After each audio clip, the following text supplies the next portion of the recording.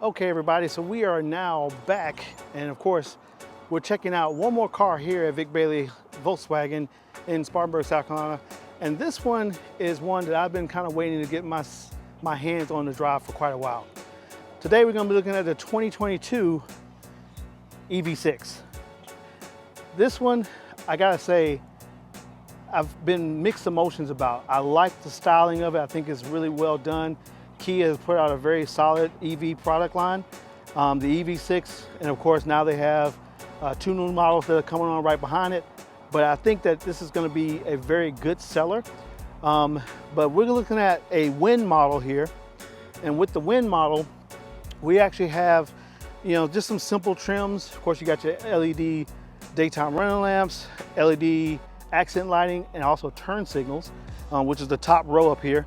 And then of course you have your front and rear sensors, you have your blind spot monitoring, you have your turn signals built into the mirrors themselves, 18-inch wheels as we kind of walk around to the car. And I'm gonna flip this guy around. All right, and one of the things that people do like is the fact that you have flushed handles. So you just kind of push in on one side and then you pull, and that opens up the door just by that motion right there. Like I said, you have your blind spot monitoring here in your mirror, turn signal built in. It's a very unique vehicle. It's not really a SUV, it's more of a crossover in my opinion. I wouldn't call it SUV at all. As we move around to the back, this is one of the most distinctive parts of this car, this beautiful LED tail light that goes all the way across the back. And of course, if we look at the charging door, there's your charging door here. You can see that it does have about 50% of the battery. It's kind of hard to see, but there's your LED light. You have vehicle to load on the higher Wind models. I believe this one does as well. You kind of pull this cap out for your DC fast charging whenever you need to charge really fast. And then you can just push that button and it'll close it. As we come around to the back, you've got your rear view camera sensors. And of course, you do have a power lift gate, which is really nice to have in a car like this. And it's, like I said, it has that lift back feel. It's classified as a sports utility vehicle or SUV, but realistically is more of a SAV, sports activity vehicle. Open this up at the bottom here, you can see you have a little bit of storage below. And I think this one may have, I think this actually may have a subwoofer right here. Not 100% sure. If I'm wrong, you guys please comment and tell me in the comments. Okay, inside you have your your releases for your seats on both sides, and one LED lamp and one 12-volt outlet. You also have the emergency door right here that you can open this up, get to the handles to release the power door should you have any issues there. To close, you just got a simple one touch that'll close the door right here. Getting into the back, you can see it's kind of a low opening. So as we kind of look at it, me getting in, I do have to kind of duck my head. Okay, so the seats are designed to recline. Here it is. And there's a recline right here, so you can recline it back. So I can actually recline that back some. Another distinctive thing about the EV6, the rear vents are actually in the column here. Now, if any of you guys have an EV6 out there and are watching the channel, please tell us how you feel about these rear vents being in the column. Do they actually really work? Do your rear passengers complain still about not getting cool? What's the consensus there? I want to know. You also have your rear USB ports. They're on the backs of both seats. No rear vents here, like I said, because they're on the side walls. And you do have map pockets on both seats back here. Very unique seat design. A lot of people don't know, but this is designed to hang a coat on, or if you wanted to put a jacket on there, you can actually just hang that right on top. And that way you don't have to worry about having your clothes hanging off of one of these, door hooks like this guy, and it falls over. That's happened to me many times. And of course, you do have your your rear seat cup holder that you can utilize. That's my camera gear. And okay, so I'm not going to actually go over the sound system and talk about how well it sounds, just because of the way that, you putting music on here, I have to pair my phone up, and that's a little bit of a pain. All right, so we do have memory seats, two-stage memory seats, 1 and 2. And I don't know who's been in this car at 1, That was kind of weird. All right. Then you can see the Meridian sound system here. Kind of a unique specular type of plastic. There's your soft touch here. This is also soft touch on the dash or on the sidebar here. So what we're gonna do now is we're actually gonna take this guy out on the road, and I am going to flip cameras and we're gonna go to the GoPro. Okay, so we are now on the road with the Kia EV6.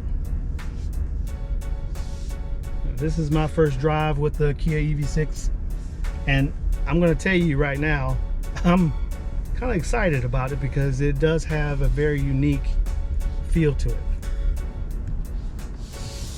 All right.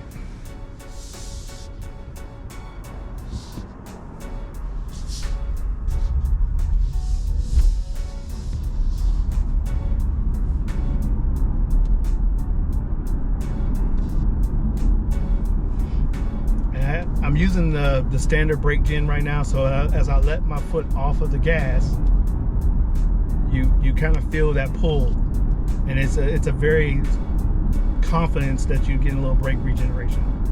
So I'm just gonna pull back here and just let it kick in for a second. Now with the EV6, I can hit the paddle shifter on the, I believe it's the left side, yeah, and I can actually increase that brake gen to where it will bring me to a full stop. If I want to decrease it, I just tap it to the left, or the right side, excuse me. So the left is to increase, the right is to decrease, as far as how much brake gen that you're gonna get. The unique thing about this car, and I think that a lot of people will understand, is the fact that you have a car that is really designed to be, you know, an EV first, ground up. There is no combustion engine kind of comparable type of vehicle.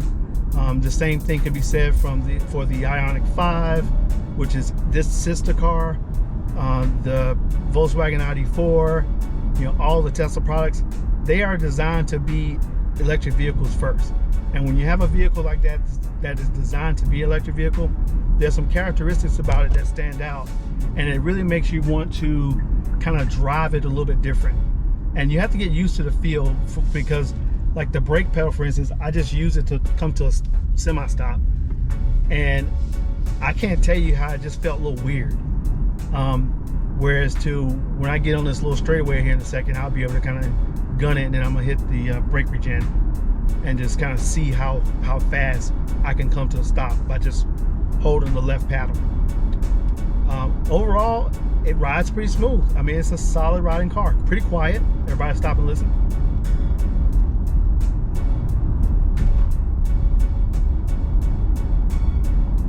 Get a little bit of tingling in the background back there, and I think that's partly because of my tripod that's sitting back there, so I'm not going to blame anything else. That's the other thing about an EV vehicle, that if you've never driven one, it can feel a little weird at first, because you're listening for engine noise or something else. So if you've got a little bit of music playing, it sounds pretty good. This car, I've heard other reviewers say that it does have a little bit of wind noise when you're going at higher speeds. So I'm, like I said, when I make this turn up here, I'll be able to get a little bit higher speed than I'm going right now. I'm only going about 35 miles an hour. So as I get to a little bit of an open space, I can kind of get to about 50, and we can kind of see what it sounds like then. So far, I do like the way it feels. The seats are not as comfortable, nowhere near as comfortable as the ID4.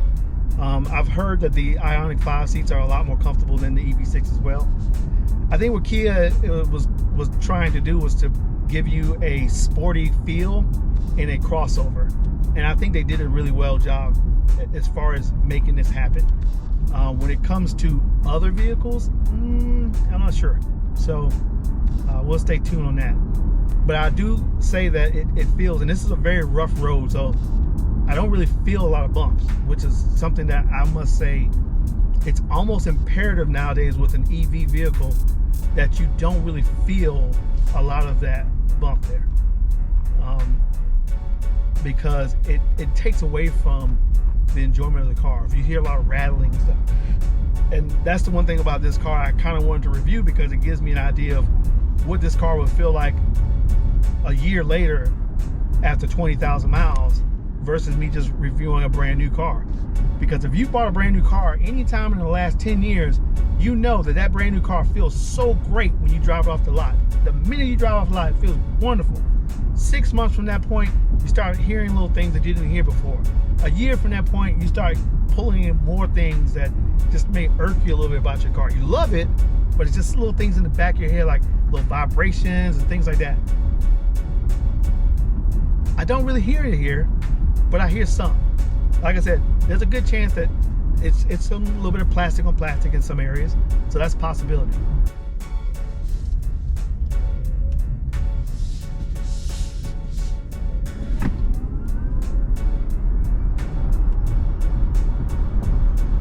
Oh man, that was quick. That was quick, and that was going uphill, folks. That was quick. And we're gonna bring this back down because we're not trying to get no ticket. That right there felt good.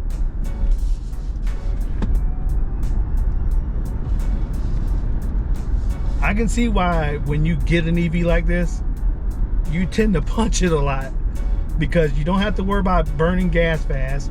You don't have to worry about, you know, my heart hurting the motor. The motor's designed for this stuff. What gets you though is over time, it just wears off, right? It's a new car feel, new car treatment. It's the new EV feel, the first time you ever have an EV, and then all of a sudden you love it, and then the enjoyment wears off.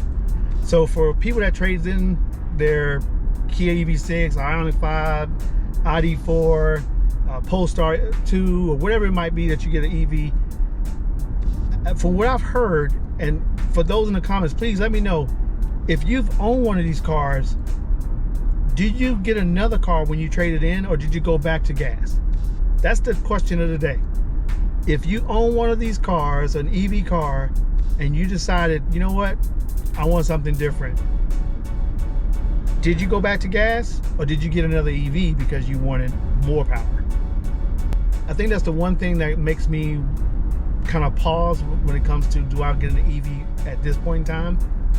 And that's when I want to go on a road trip. I know I can go to a gas station, I can fill up and get 300, 400, 500 miles on a full tank of gas, depending on the car that I own.